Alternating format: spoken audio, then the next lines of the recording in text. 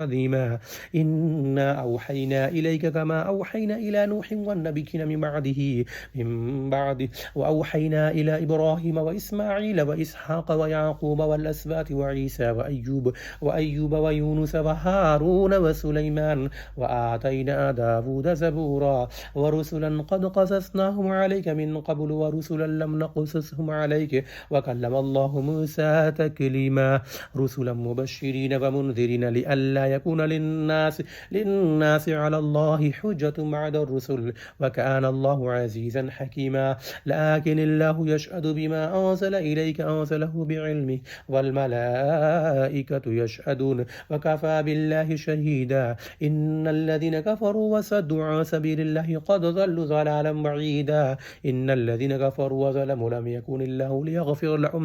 ليغفر لهم ولا ليهديهم طريقا إلا طريق جهنم خالدين فيها أبدا وكان ذلك على الله يسيرا يا أيها الناس قد جاءكم الرسول بالحق من ربكم فآمنوا خيرا لكم وإن تكفروا فإن لله ما في السماوات والأرض وكان الله عليما حكيما يا أهل الكتاب لا تغلوا في دينكم ولا تقولوا على الله إلا الحق إنما المسيح عيسى بن مريم رسول الله وكلمته ألقاها إلى مريم وروح منه فآمنوا بالله ورسله ولا تقولوا ثلاثة انتهوا خيرا لكم إنما الله إله واحد سبحانه أن يكون له ولد له ما في السماوات وما في الأرض وكفى بالله وكيلا لن يستنكف المسيح أن يكون عبدا لله ولا الملائكة المقربون ومن يستنكف عن عبادته ويستكبر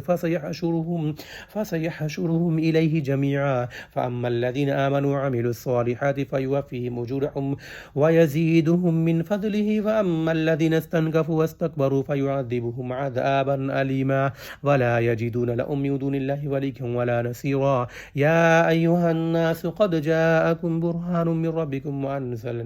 وأنزلنا إليكم نورا مبينا فأما الذين آمنوا بالله واعتصموا به فسيدخلهم في رحمة منه وفضل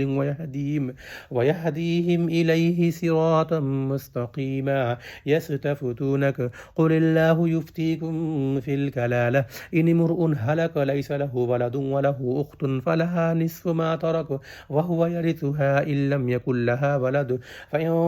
كانت اثنتين فلهما الثلثان مما ترك وإن كانوا إخوة رجالا ونساء فللذكر مثل حظ الأنثيين يبين الله لكم أن تزلوا والله بكل شيء عليم